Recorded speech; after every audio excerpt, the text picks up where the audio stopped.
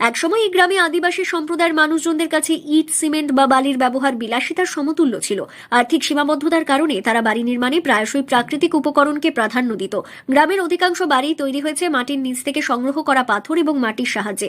প্রজন্মের পর প্রজন্ম ধরে মানুষ এই প্রাকৃতিক উপকরণ ব্যবহার করে নিজেদের হাতেই গড়ে তুলেছে তাদের বাসস্থান। বর্তমানে এই গ্রাম যেন প্রাচীন সময়ের এক নীরব ইতিহাসের সাক্ষ্য বহন করে চলেছে, যেখানে স্পষ্টভাবে ফুটে উঠেছে গ্রামীণ জীবনের সরলতা ও প্রকৃতির সঙ্গে সংহতি এবং আত্মনির্ভরতার চিত্র। এই যে দেখছেন এই দেয়ালটা, এই দেয়ালে যে পাথর সেটা আপনার মাটির নিচের পাথর, ঠিক আছে? সেটা মাটির নিচ থেকে মাটি সরাই খাদানের মতন আছে, সেখানে আপনার ওই ছিনি দিয়ে হাতুড়ি দিয়ে আর কি পাথরটা ছাড়াই কাজ করেছে। অনেকেই মানে কিনেও ঘর করেছে, আর অনেকে আবার নিজেরা ছড়াইছে। এই দেয়ালটা প্রায়টা আপনার ধরুন নিজেই ছড়াইছে ইয়া করে, ঠিক আছে?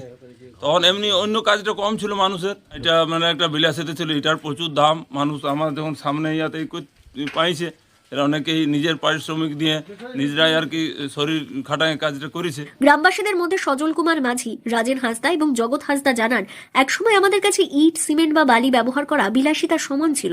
তাই সেই সময়ের বাড়িগুলি প্রায়শই পাথর এবং মাটি দিয়ে নির্মিত হতো। তবে এই বাড়িগুলো একদিকে যেমন মজবুত, তেমনি অন্যদিকে পরিবেশ বান্ধব।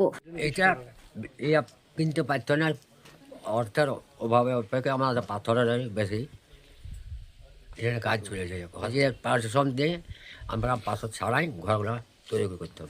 প্রকৃতির সঙ্গে সম্পূর্ণ সাযুজ্য রেখে তৈরি এই পাথরের বাড়িগুলি গ্রামীণ জীবনের সরলতা, আত্মনির্ভরতা এবং ঐতিহ্যের গভীর বন্ধনকে স্পষ্টভাবে ফুটিয়ে তোলে। তাই বাড়িগুলো শুধুমাত্র আশ্রয় নয়, বরং মানুষের প্রাকৃতিক জীবনের সঙ্গে সুসংগত সম্পর্কের সাক্ষী। পুরুলিয়া থেকে শান্তনু দাসের রিপোর্ট, লোকাল 18 বাংলা।